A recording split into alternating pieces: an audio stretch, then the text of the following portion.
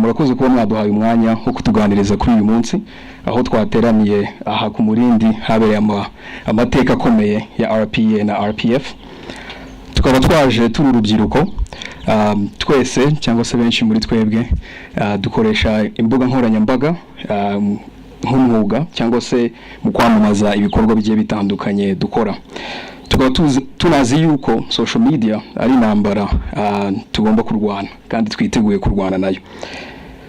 Nyakubahwa mwimereye ikibazo cya mbere nakibaza nkoresheje ururimi rw'icyongereza. 30 years ago you were exactly here. 36 years old, probably younger than a few people in this audience, maybe not me, but a few people here. Outnumbered significantly, facing the reality that hundreds of thousands of people's lives, including some of your relatives, were at stake. Mr. President, take us back a little bit. We want to understand what was your state of mind in that specific moment when you gave the order that started the campaign to fight against the genocide against the Tutsis. Thank you.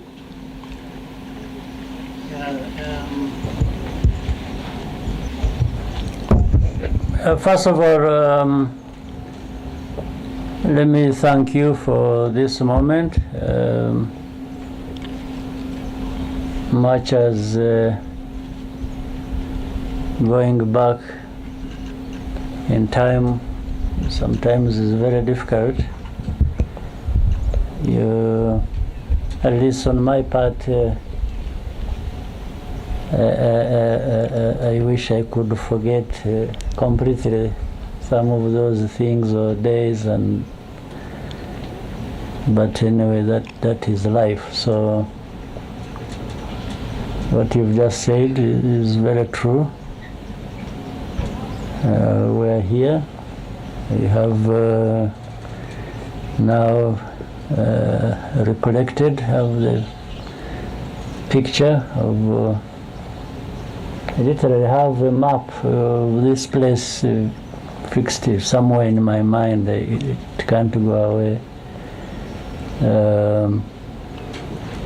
More so, what can't go away is what was happening in our country and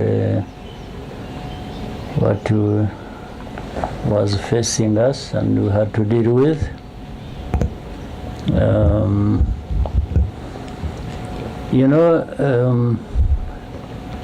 I speak from my understanding.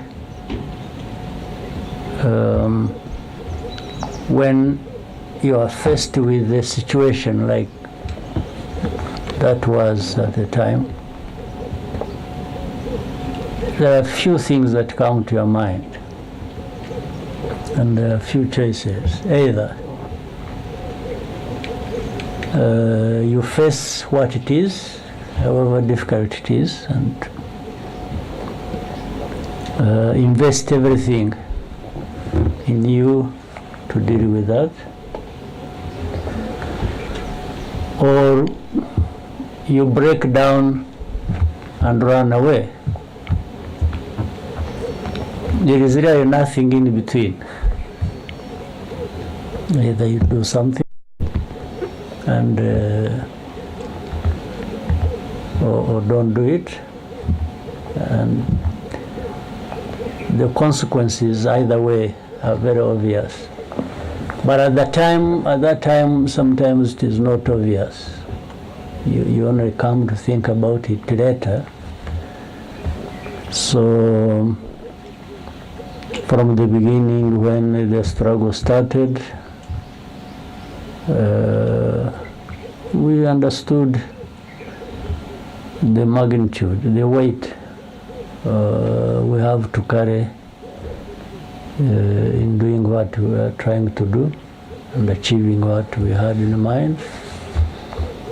We never underestimated, but it turned out to be even much bigger, much more complicated than anyone could have thought. But still, we were there, so you had to deal with it the way it happened. So what was it that was in the mind? You don't want to go too far ahead of yourself, because if you do that, you probably will make a mistake, because either you are thinking about defeat or thinking about victory, which has not happened. And if you thought of one, if you are sure you are going to succeed, it may end up actually being a failure. Or if you think you have already failed, that means you're not going to try as much as you could have, and you may actually end up with a failure when it could have been different, when you could have succeeded if you tried everything you could. So here, this is the place where so many things happen. First of all, taking this place and occupying it and turning it into headquarters for the RPF and the RPA combined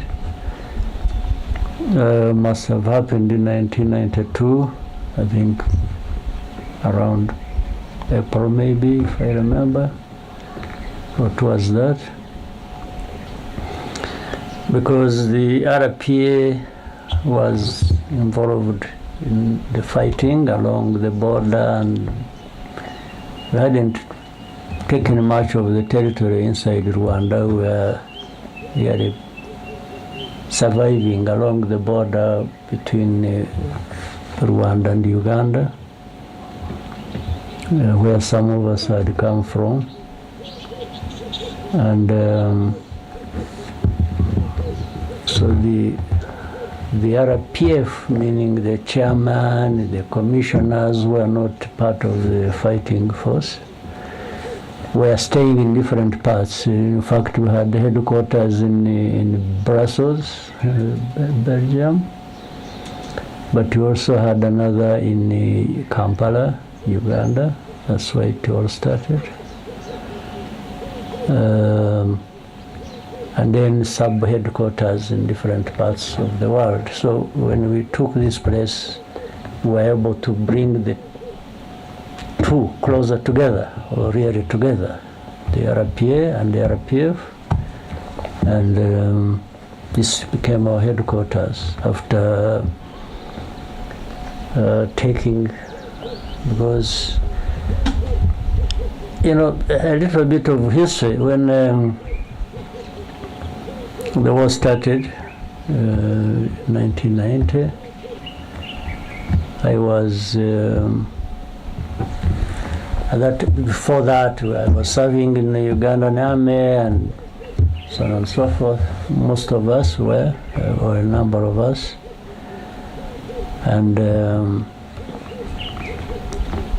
when the war started, I was not anywhere near here. I was attending a military course in Kansas, Fort Leavenworth, Kansas. Command and General Staff College. Yeah, but I had now to work my way back to be here with the rest. So when I came, I found chaos. Because the first leader of our struggle had been killed on the second day of the attack, Frederick Gicumbi, and so understandably, it was already a difficult situation. Then an organization loses a leader, and what follows is easy to understand. So when I came back in in the first 2 weeks of October. I arrived back from the US and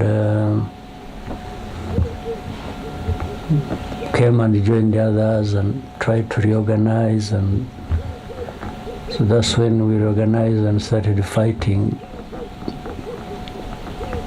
in a more organized manner because of that chaos I am talking about that happened when we lost the leader who had led the struggle. So that's trying to cut things short so that it is not a too long a story, but so that's how, all the way from then that chaos came 90 past, 91, and then 92 we found ourselves here, and what I was just narrating happened. And it happened after we had taken places around here. In fact, that was specifically after attacking Byumba, Gicumbi. Now we are going to have a meeting. There were government forces of the time, and there were also forces deployed here in different parts. So we planned and moved from the east because we were more towards Nyagatare and in between. We were trying to survive. So we organized and attacked a number of government enemy positions around, including the one here, which happened last after actually taking Byumba, then Gicumbi and different other parts. We did by bypassing their positions and actually attacked them from the back. We went through the enemy deployments, cut through, and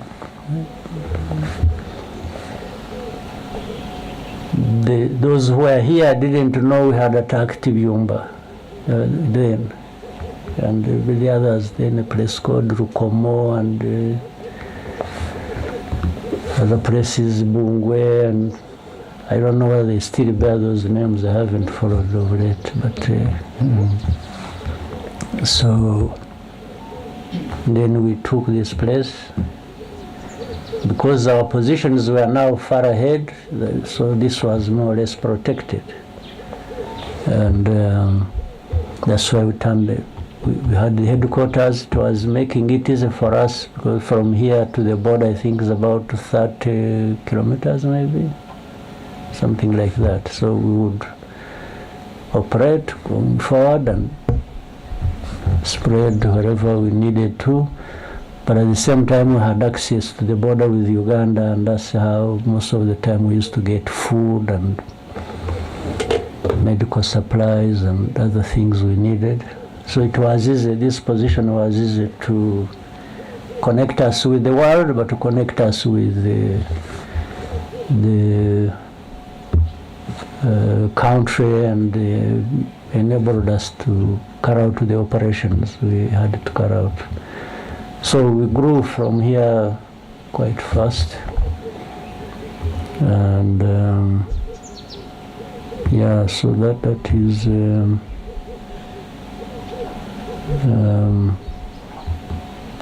a number of things. It was coordinating from the east, but also that north now is when we were in Virunga. So it was like this. So we are here and we used to coordinate.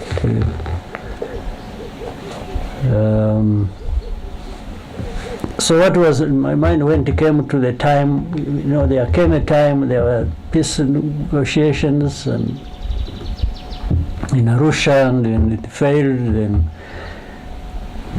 I remember in 1993, was it 93, February 8th, I think,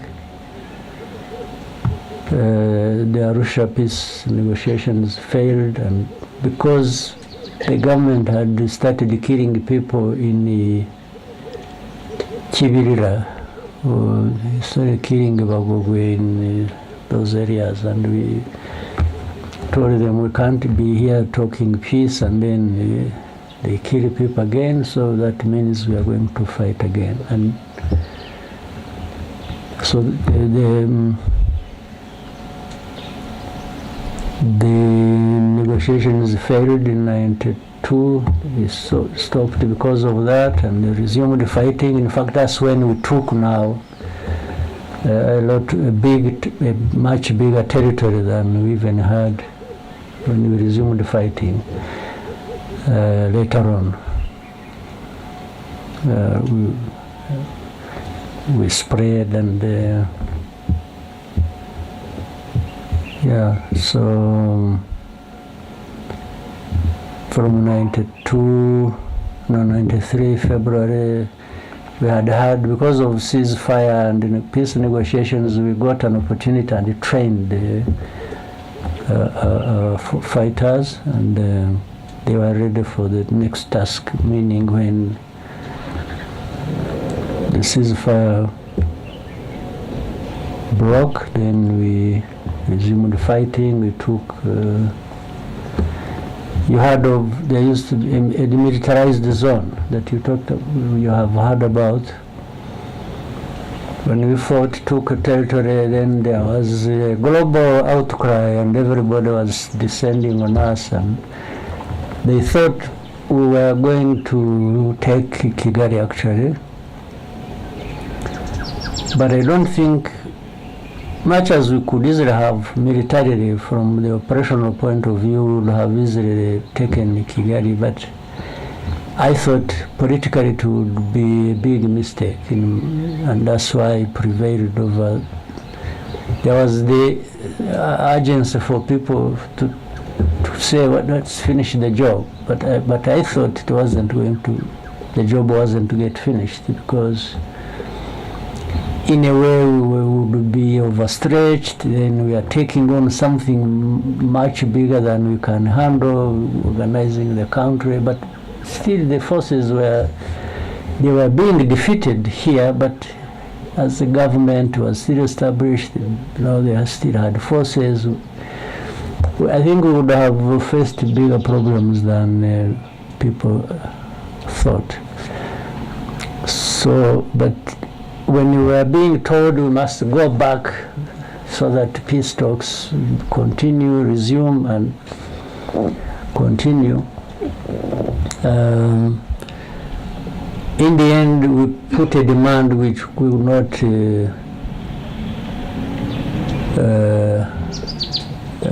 relinquish. We demanded that for the areas we have taken a big part of the country as a result of breaking the ceasefire by government and so on and so forth, we cannot return this area or these positions to the government.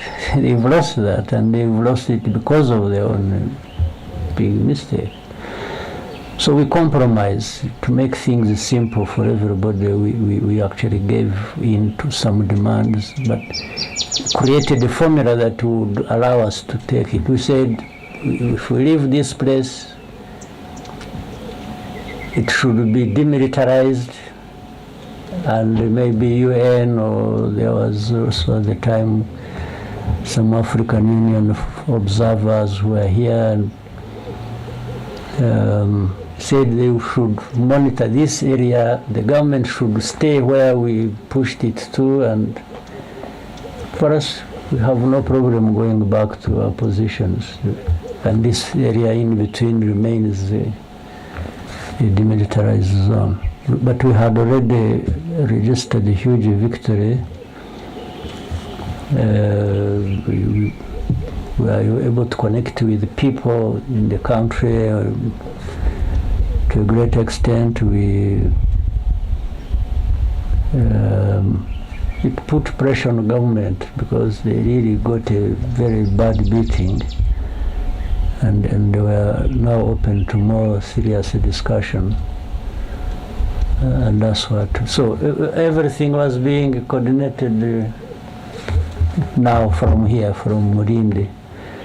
So when it came the genocide,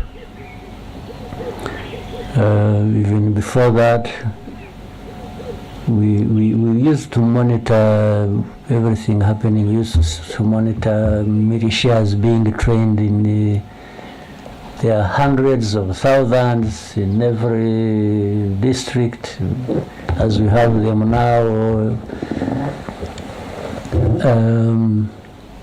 And the plans would leak. We had people who would tell us, and we used to share it with the UN, the forces that were present here in the country, and we found actually they knew a lot about what the preparations were, by whom, where, and for what intention. They knew. When you hear people talk about genocide and as if it was something that just happened or happened because of Habyarimana's death or this and that, it's all rubbish. This happened way before. In fact, General Darer, the commander of the UN forces, used to come here many times. He would come by helicopter or by road many times. There are so many visitors who used to come here, even from outside of Rwanda, and we used to share this information. We used to discuss it. We would give them information you have, give them evidence, give them, and sometimes we would find they already know.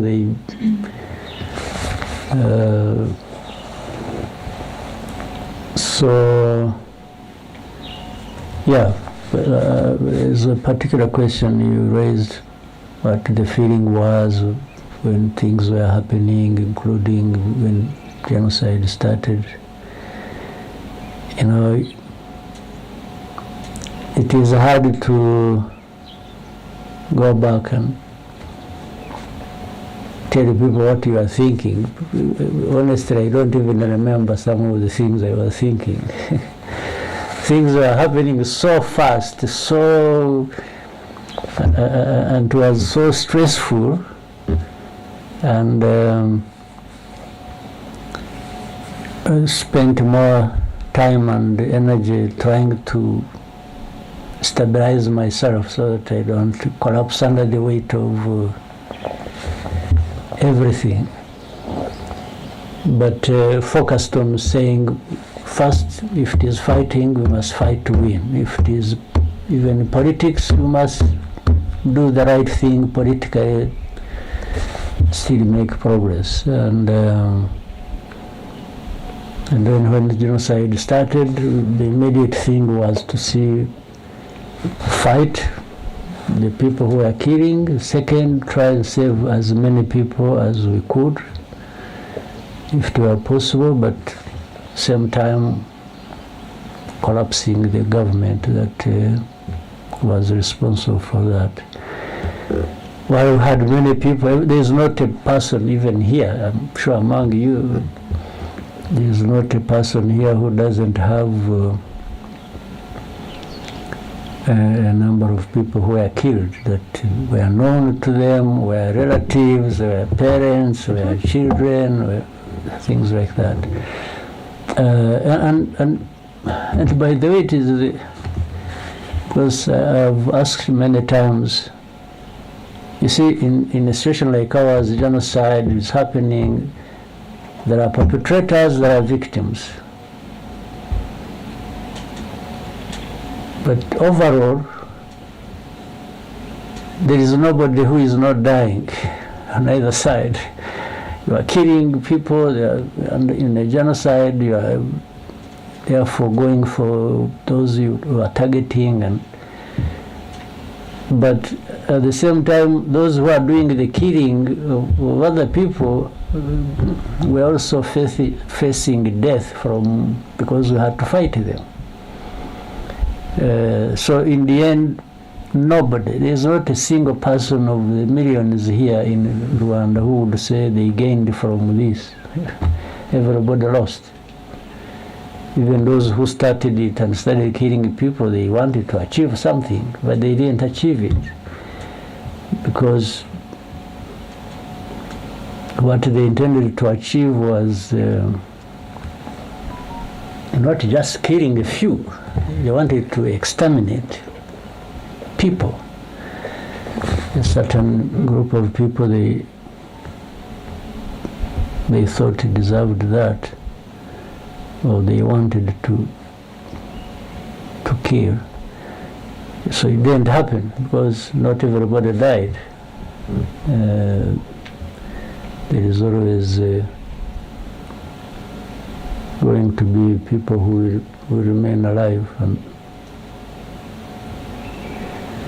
so I think that's what else you want me to tell you? Yeah, thank you very much. Ask me anything. Yeah. Yes, thank you very much, Your Excellency, for the context. Yes, I'm sure there's a lot of questions from the crowd, so I'll open it up to the floor.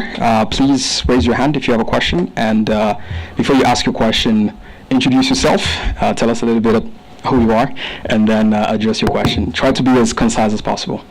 Scovia?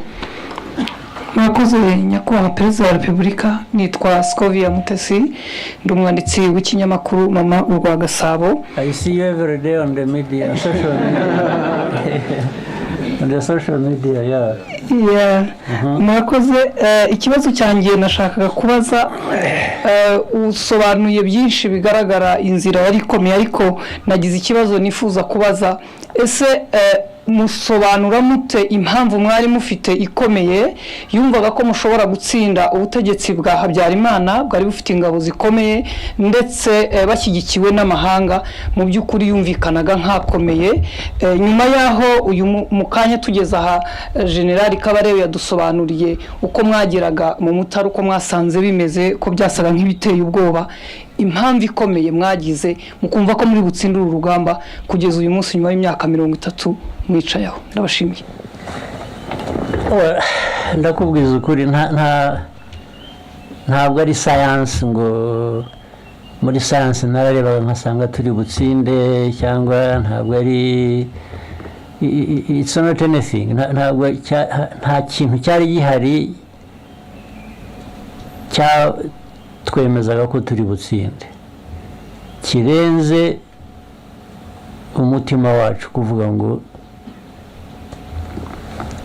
ntatsinda ngomba kurwanira ukuri kwanjye. Nicyo umuntu yashingiyeho, ibisigaye bikubakira aho ngaho. Ntabwo rero ntawe ari ufite icyizere ngo ibintu bigomba kugenda bityo, kuko na bimwe uko abantu babitekerezaga cyangwa babyifuzaga bigomba kugenda siko byagenze. Kuri bimwe hirya no hino, ariko ibyo mvuga byo kuvuga ngo twari ahantu uvuga uti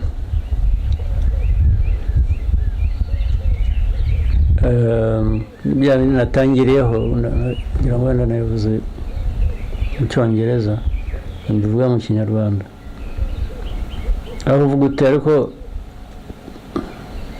aho ndi ibindi imbere ngomba guhangana nabyo.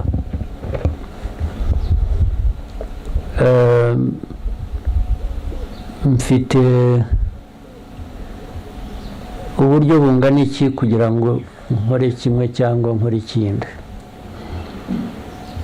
ariko ukaba ufite ibintu bibiri gusa, kuvuga ngo either ndabihunga nigendere nkiza amagara yanjye, kuko hari ababikoze barahunga barigendera babivamo, n'ubu barakiruka ntibaragaruka. Ibyo babikora.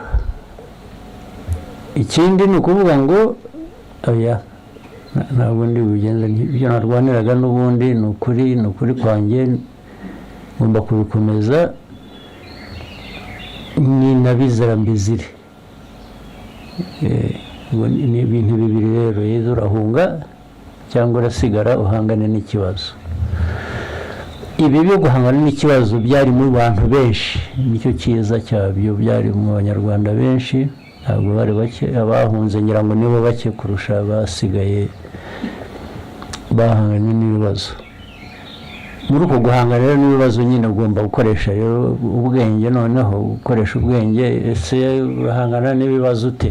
Guhitamo inzira uhangana nabyo nayo noneho niho hazira gukoresha umutima n'ubwenge, bikaguha icyo gukora bitewe n'icyo ufite, n'icyo uzi ku mwanzi, n'uburyo bwo gukoresha kugira ngo utsinda ari urugamba rumwe hano cyangwa ahandi, cyangwa utsinda urugamba runini rwo kurangiza ikibazo cyose. Nta kindi cyizere, nta kintu cyari gihari cya umuntu uwo ari we wese. Yewe n'abatsinzwe banza batari bazi ko bazatsindwa, babaga bazi ko ni leta, bafite ibyangombwa byose, bumvaga bari aho. Twebwe bitaga inyenzi, bazatunyura hejuru gusa bakagenda. Natwe kubera aho twavaga nuko twari tumeze n'ubushobozi butari buhagije twari dufite, usibye uwo mutima wo gukora ibyo ushaka gukora, warabikoraga, ariko nta garanti, nta kintu cyakwemezaga ngo ibyo urwanira uzabigeraho, ariko wagomba kurwana niwe, kuko nicyo wahisemo kandi niyo inzira yari iri imbere yawe warebaga wakoresha gusa. So ntazagira ukubeshya ngo ibyo twita intsinzi ngo barayirebaga. Barayirwaniye bayigeraho, ariko kuba warayirebaga iza ibyo bizavuga n'utari uhari. Urakoze cyane. Yes, dufite ikindi kibazo, adufasha na microphone kuri Eric yashize ukuboko kare.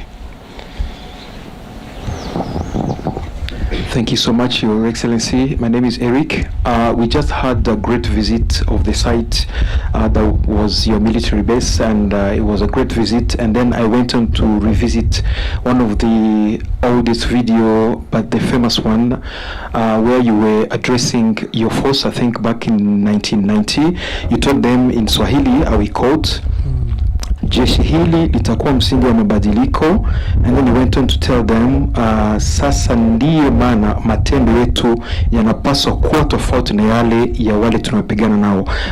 For me, these were super great values of RPA. So my question is, how could you envision unity and integrity knowing you were not even allowed in your country, even coming to visit your friends and family, you could sneak in, and then we also had that, not here, I think I will need to fact check this, that some of the Habyarimana forces that were wounded during war, some of them were treated here, and then where did these values come from, and how do they remain the foundational values of RPF today? Thank you so much.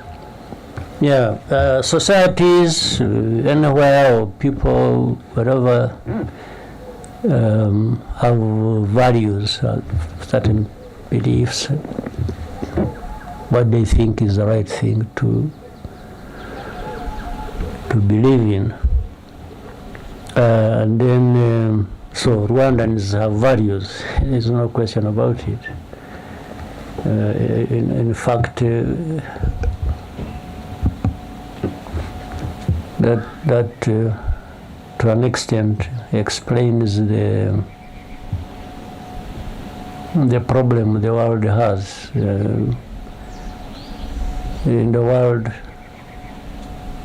there are some people in some parts of the world who think they are the only ones who have values, and their values must be conformed to by others. which I personally feel insulted by and could not accept, can't accept it. It is not true. There are no people with better values than others. And better, how would you measure that? Better in what sense? So, with the Rwandan values, and even with the effort to try and integrate the values, your own values, with other people's values, so that it is broadened, or you look at it in a global context the way it should be.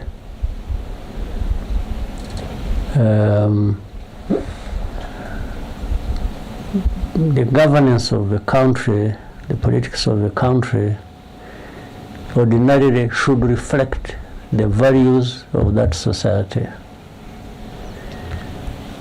So for a long time in Rwanda, we had our own values even before. Then colonialism, okay, we can talk about that briefly, brought their own values, then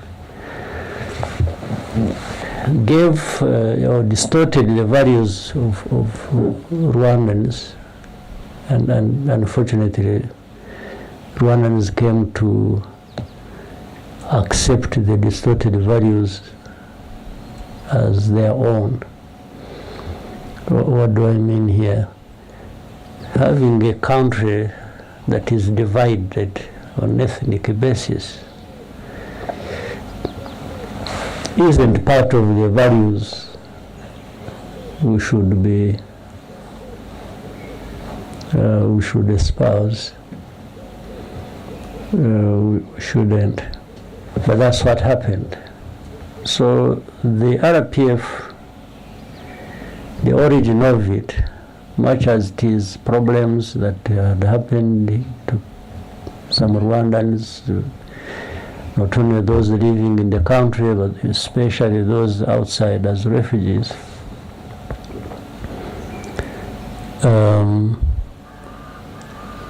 For things to go back to the right order, the politics must be bringing back the unity of the country, so that we are no longer ethnic groups, but rather the integration of that into or by national unity. So that's really how RPF was born. It's the foundation of RPF.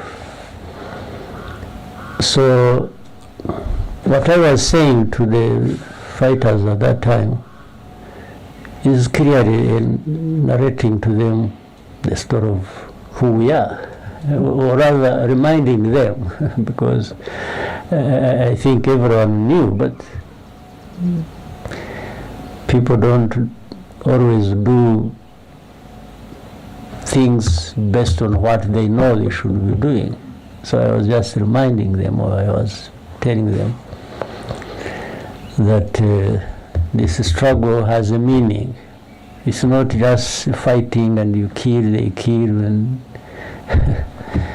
and you take over. Even if you take over an authority, you are into government, you are there, you should be there for a purpose. It's not just taking over, it's there for a purpose. So that's what I was, and I knew that, of course, even as now it still is, even the RDF that transitioned from the RPA into the current defense force we have, is the center, the center of gravity, yeah, of what we are doing in the country or the country, what it is, whether it is security, stability, socio-economic development, and so on and so forth. That message, and which they all understood, still plays part in what we are doing today, or who we are today, or what we want to be in the future. Yes, that differentiation between those who were fighting that later on committed genocide, or some of them had done so actually in many other, you remember this genocides of 60s, of 70s. So I was saying we are there, we are fighting for a cause that will change all that and create Rwanda to be what it should be. So that is even the message today, even tomorrow. Well, if we can fail to achieve it, but it remains, it stays the message. It is what should be driving us.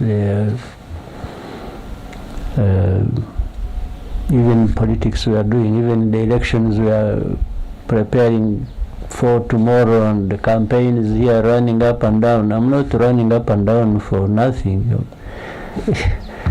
I'm running up and down for that message. And to represent it and put it where it belongs and give it the results it should have.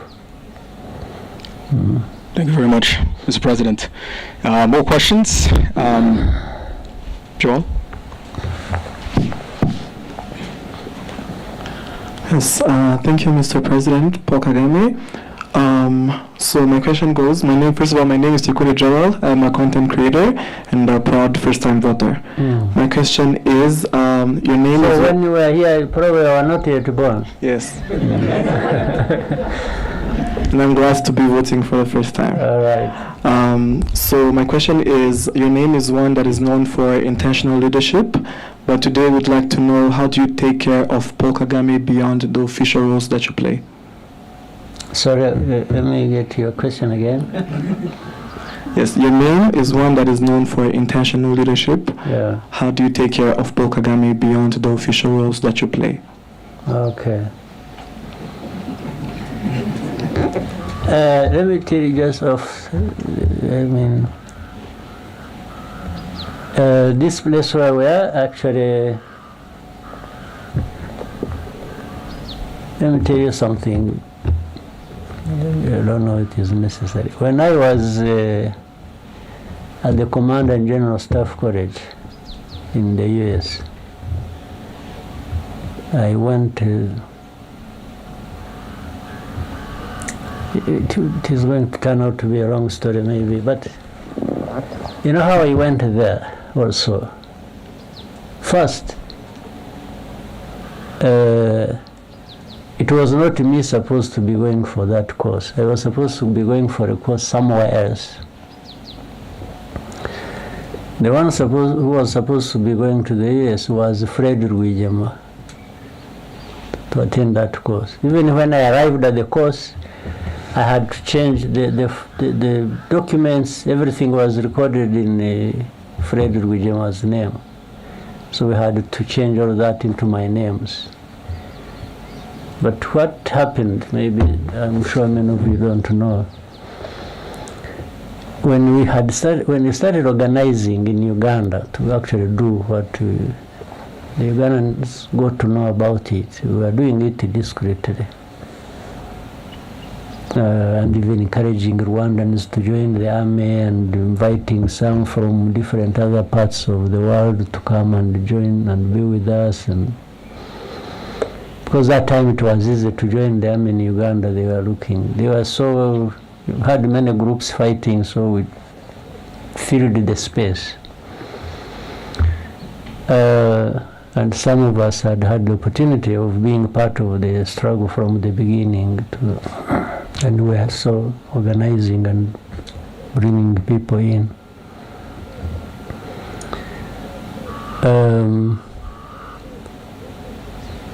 So the Ugandan system wanted to disorganize us so that we don't remain planning and doing what we wanted to do.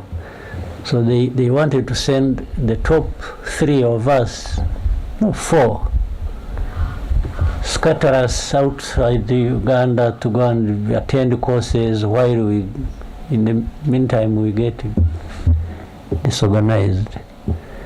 So Fred Rwigema was supposed to go to the US. I was supposed to go to Nigeria. Bunyenyezi, you have heard of Bunyenyezi. Chris Bunyenyezi was supposed to be sent to some other place. Bayingana was supposed to be sent to Russia. So when we got to know about it, I talked with Fred. And I told him, I'm the one who insisted and encouraged him not to actually go anywhere, because that will just mess all of us up. He was our leader. Then he said, if you go, that means postponing it for another 5 years or something. So we agreed. He's actually going to decline, and we tried to create a story he would tell the authorities so that they understand he's not just objecting to going. And so he went back to the authorities, told them, and of course there was a bit of trouble. It was not well received. So I think the one who was told that he's not going and so on and so forth must have connected and said, you see, these people are up to something. Then they said, okay, since you are rejecting it, then Kagame must go. So it was going to be either him or me, so that still they maintained that thing they wanted to.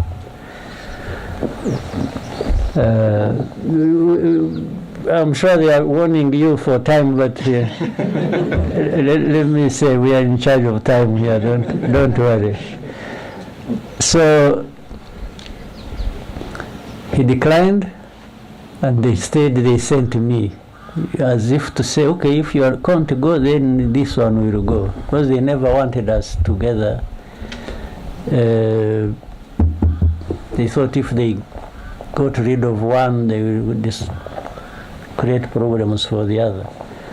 So then they called me up and said, so you Fred was going, now he has problems, he's not going, so you should be the one to go. He said, I have no problem. So I went back and told Fred, I said, you see, now they think they have known our plans. So if I decline, they may actually put us in jail, both of us.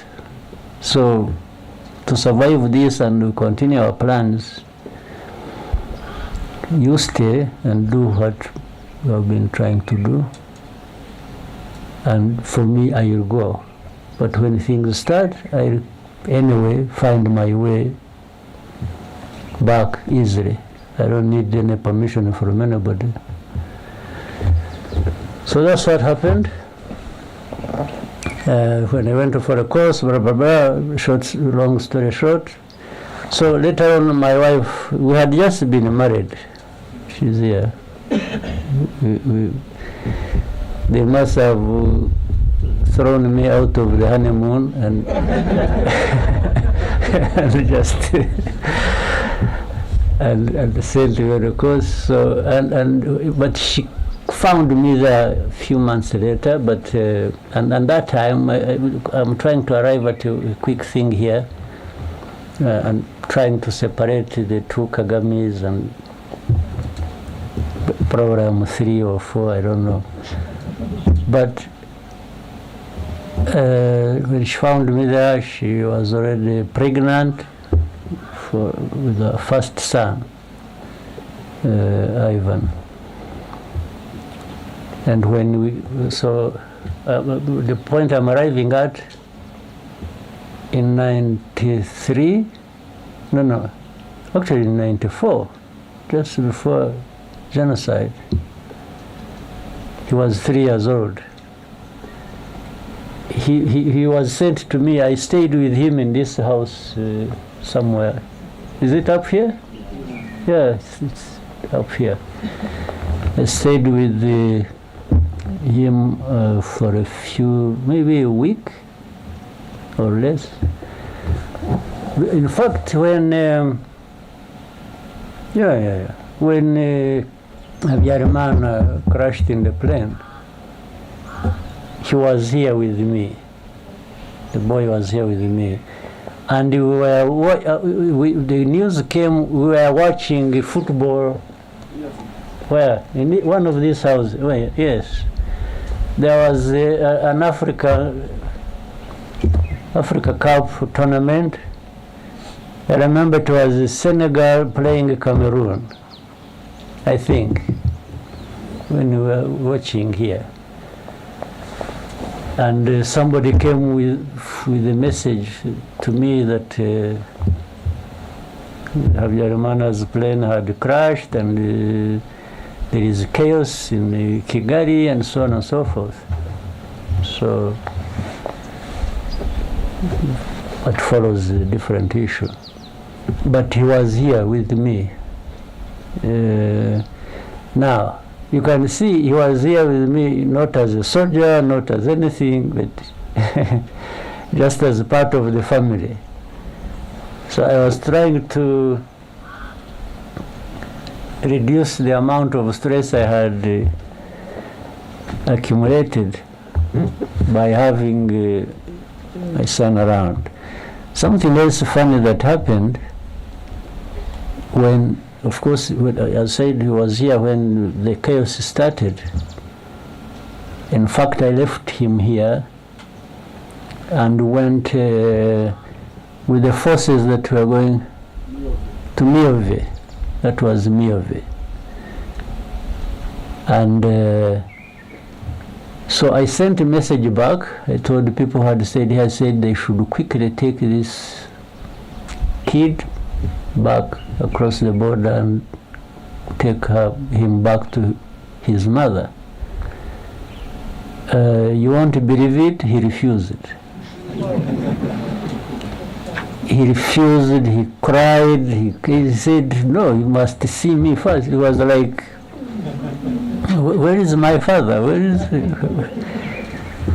He refused that day, and the next day we were very busy out there.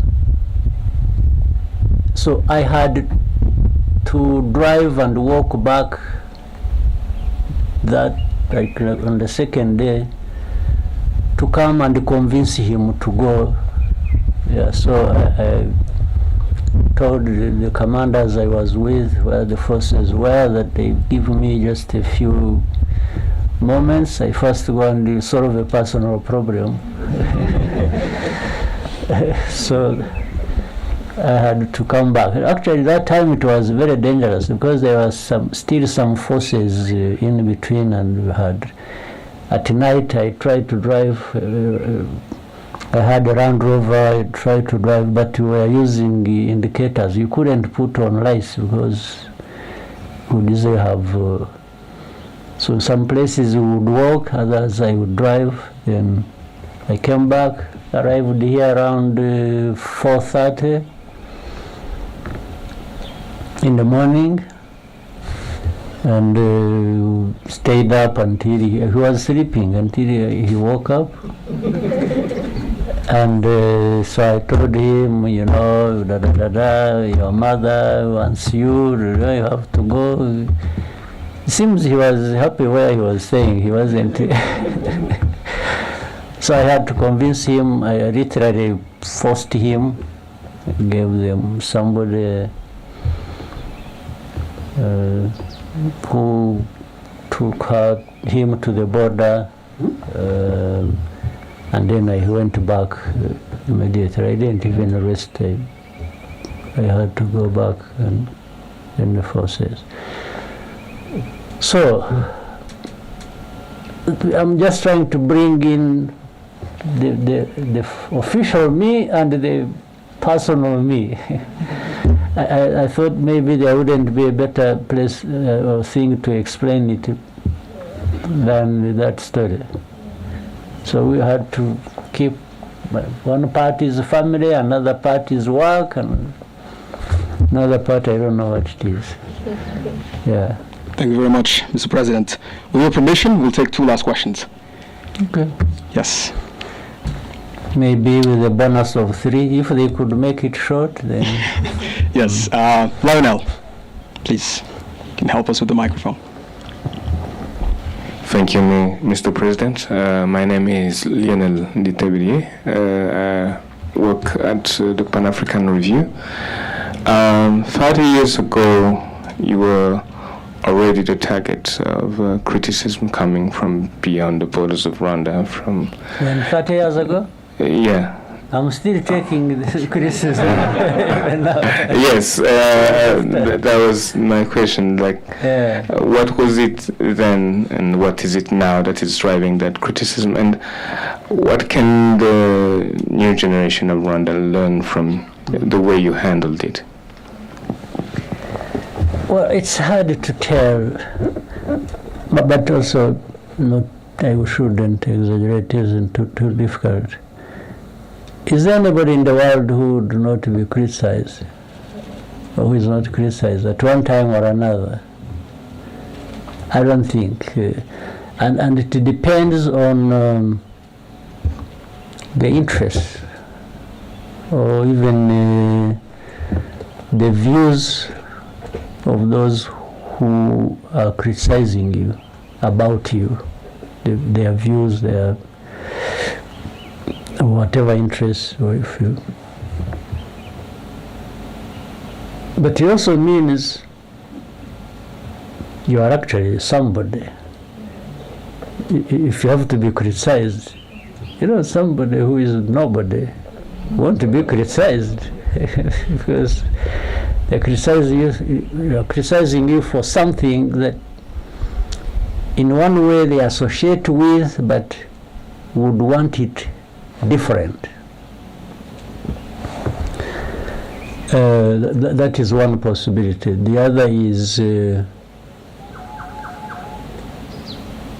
what either you are thinking, or your actions, or you are a danger to them. In other words, it's like they deprive them of something.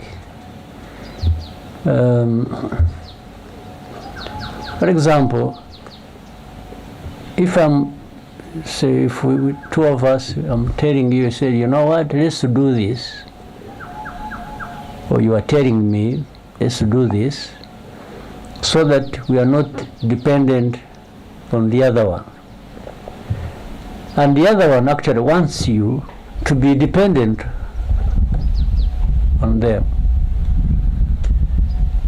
They will not be happy that you are trying to be independent. So they will attack you for wanting to be independent, because they don't want you to be independent from them. And there are many tactics, there are many ways of doing that. They may not tell you directly that, because it looks ridiculous that they are attacking you for wanting to be independent. So they just find ways of creating a bad name for you, so that works against you, and it's not seen that they are the ones working against you. What is working against you is what they have created about you, the image. They make it look happen like that, and absolves them the responsibility of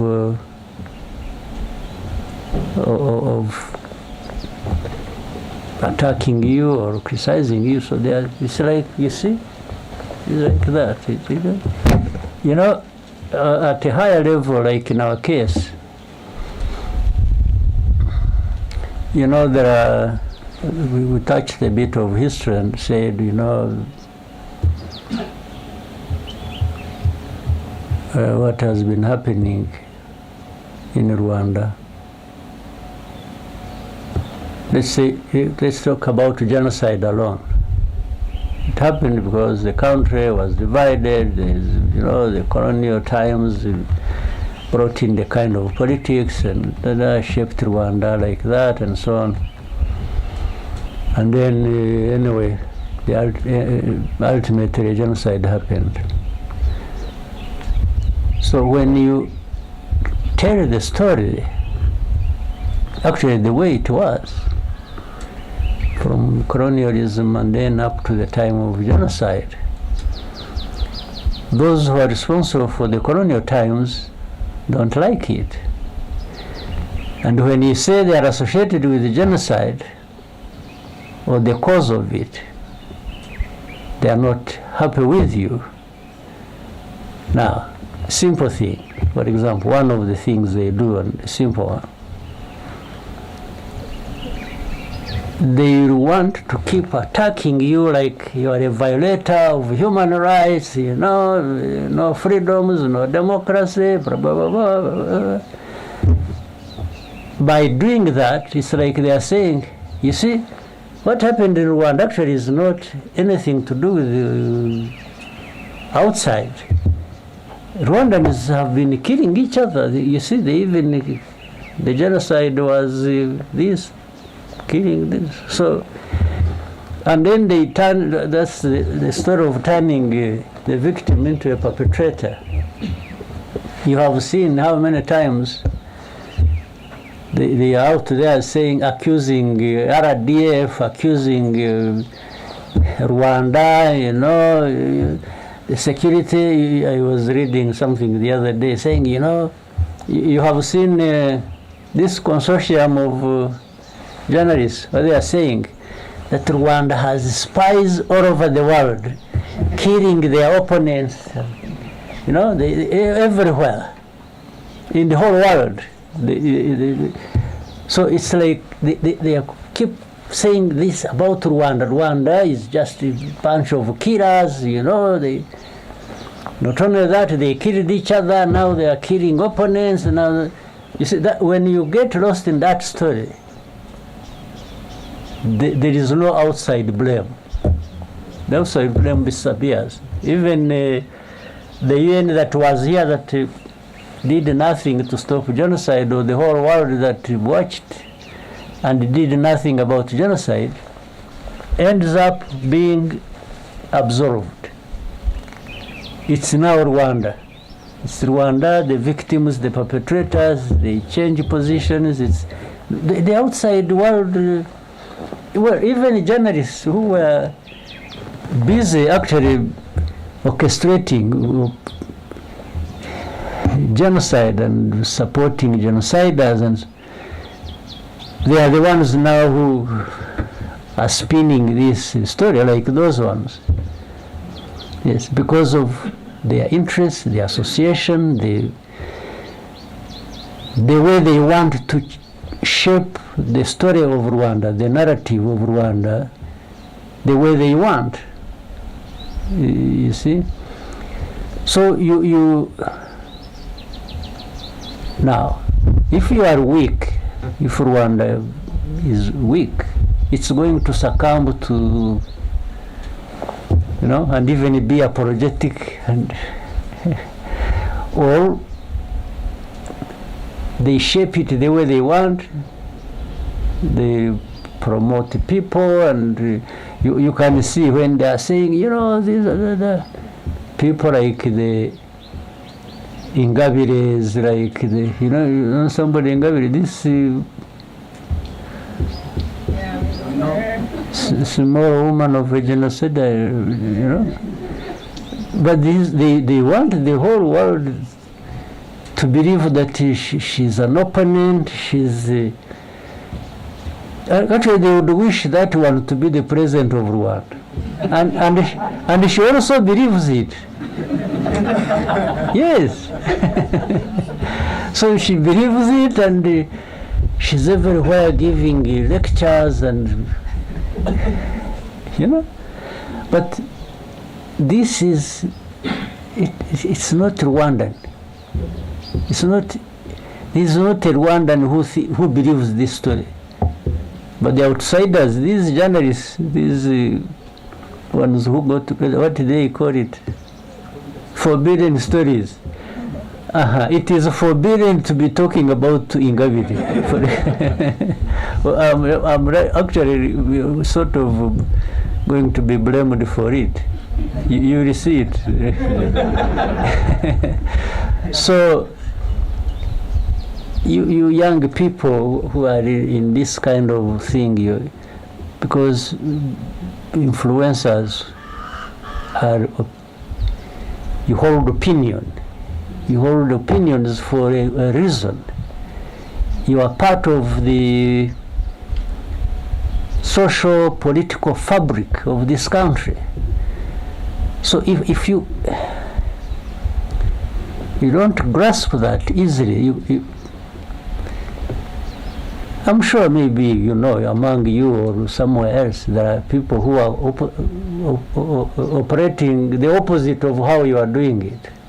Yes, so they must be having a reason, either of their own or being used by others.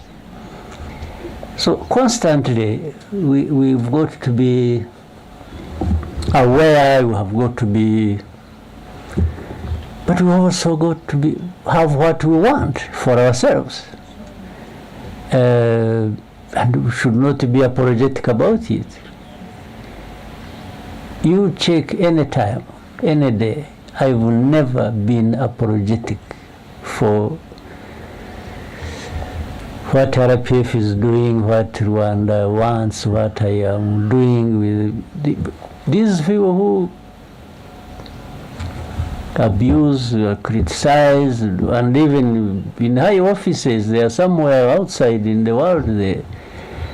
You meet somebody, they say, why in Rwanda, why you are doing this? You say, what?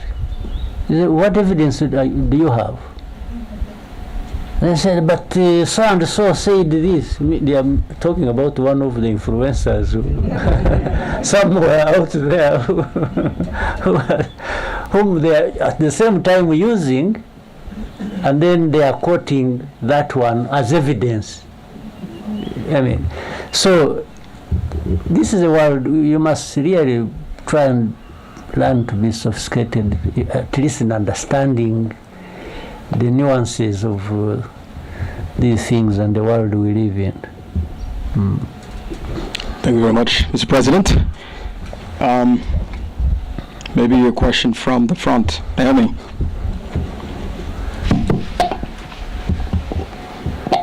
Thank you, Your Excellency. Amazina nitwa Nishimwe Naomi, and I'm one of the content creators here in Rwanda. I think I've also seen you many times. Yes, I'm so happy to be sitting right in front of you and next to the First Lady.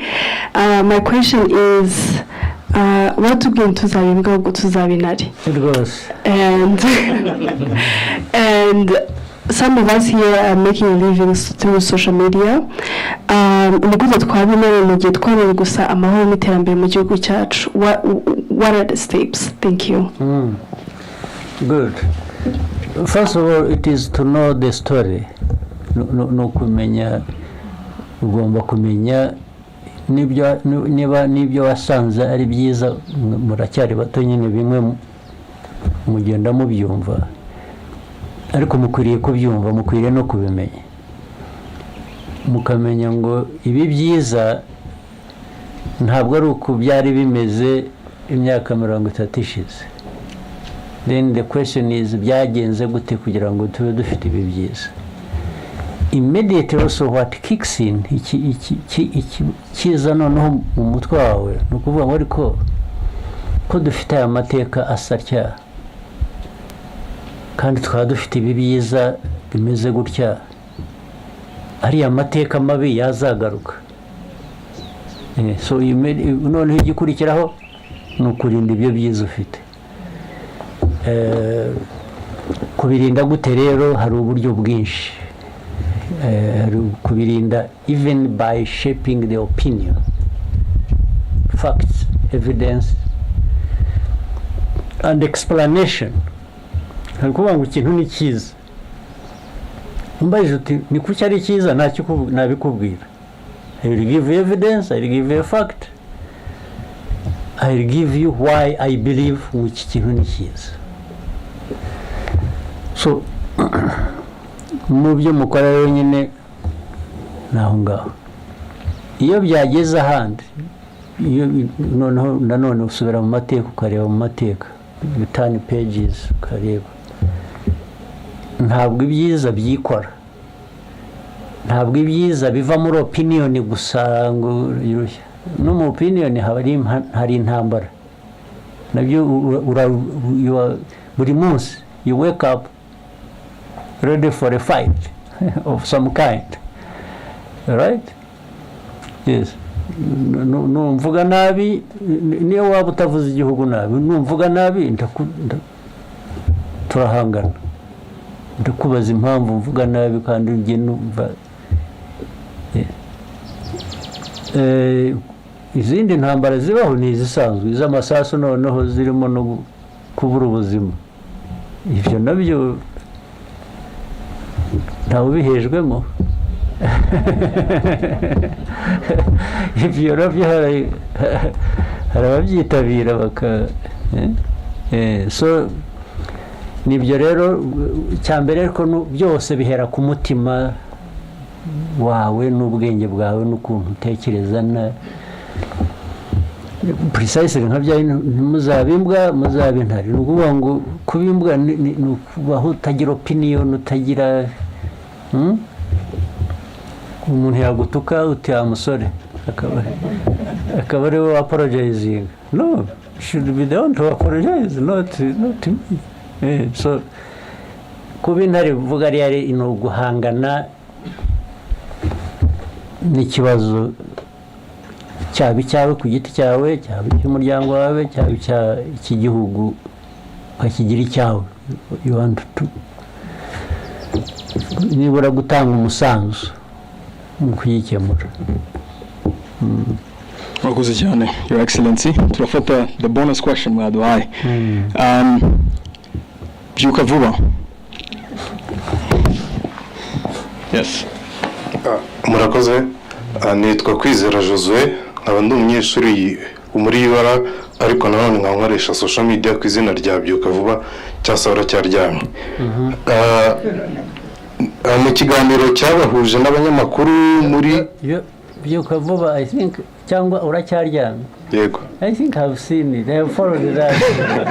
Thank you, Mr. President. Ni wowe rero. Yego. I didn't know. Mu kiganiro cyabahuje n'abanyamakuru mwaka ushize muri 2023. Banza no ku ifoto yawe iri ku ntuzi ukoresha, ntabwo ari yawe bwawe. Yego. Hariho undi muntu. Yego, nyakubahwa Perezida. Nibyo? Yego. Oh, then I have followed. Thank you. Umunyamakuru wa TV1 KNC yabajije niba abanyarwanda dukeneye kwitegura igihe twaba duteye bitewe n'amagambo ari guturuka hanze, aho uravuga ko ashaka kuzatera u Rwanda. Nyakubahwa Chairman mwamusubije mubwira ko dukwiriye kuryama tugasinzira, tukongera tugasinzira nta kibazo dufite. Mu kumusubiza twebwe twaragiye nyine nta kibazo dufite, turaryama tugasinzira. Ariko nifuza kubaza urubyiruko rushaka gukomeza kuryama ariko rukaryama hari icyo ruryamanye, ku buryo igihe telefone yazasonera rutazakenera undi muntu ubigisha gukotana. Mwaba muruteganyiriza iki? Murakoze cyane. Byarateganyijwe, byararangiye.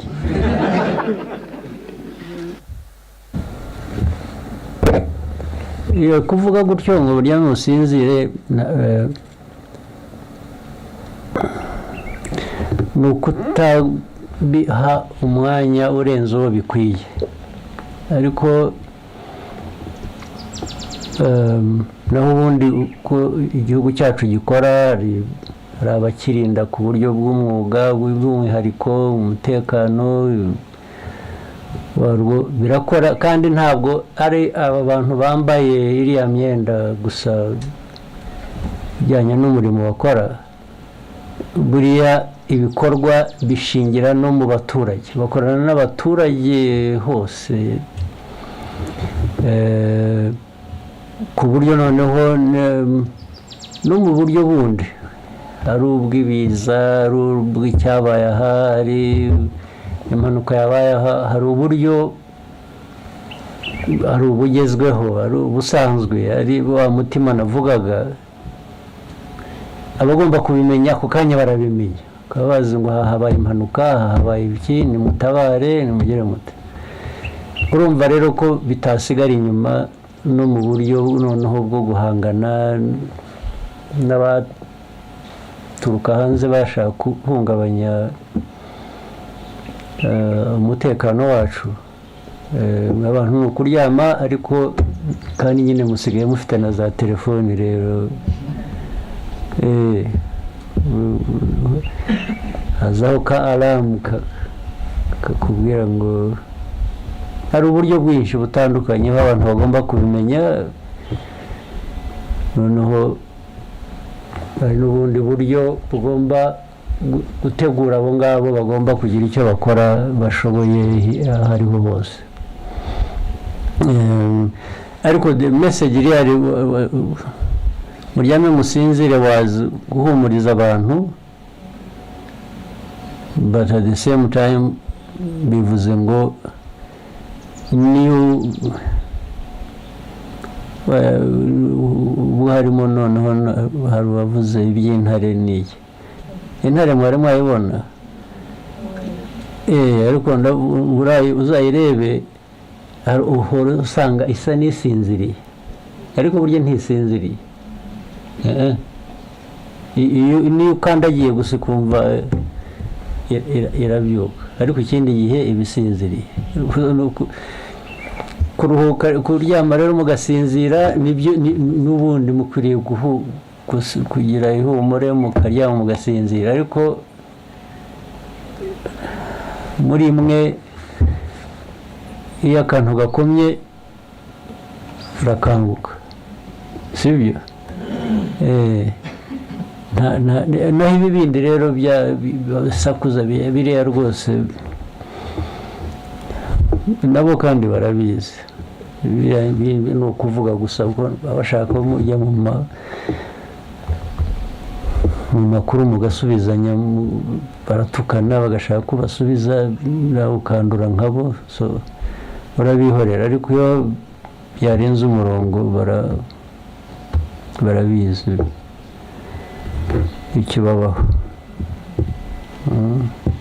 Murakoze cyane. Thank you very much, Your Excellency, for the inspiring words. I believe that this place and the tour that we did was very inspirational for us. Maybe we will not fight the same kind of fight that you did 30 years ago, but we have a very important fight to do as well, Sure. which is information online and using social media for the right reasons. So thank you very much, Your Excellency, and good luck on the campaign today. Thank you. Actually, you are lucky. You have the information fight available for you, but you can even join the other ones. So for you, you have. For me, it was only one option. That was just the information one I didn't have. Yes. But for you, you are lucky. But just know that the possibilities are limitless. That's the most important thing. And this is your country, it is yourselves, it's there shouldn't be anything that should deprive you what you want to have or want to be or want to. Just it starts from within you. Just don't accept nonsense. Yes. We will not. Yes. All right. Thank you very much. Thank you. Your Excellency. Yeah.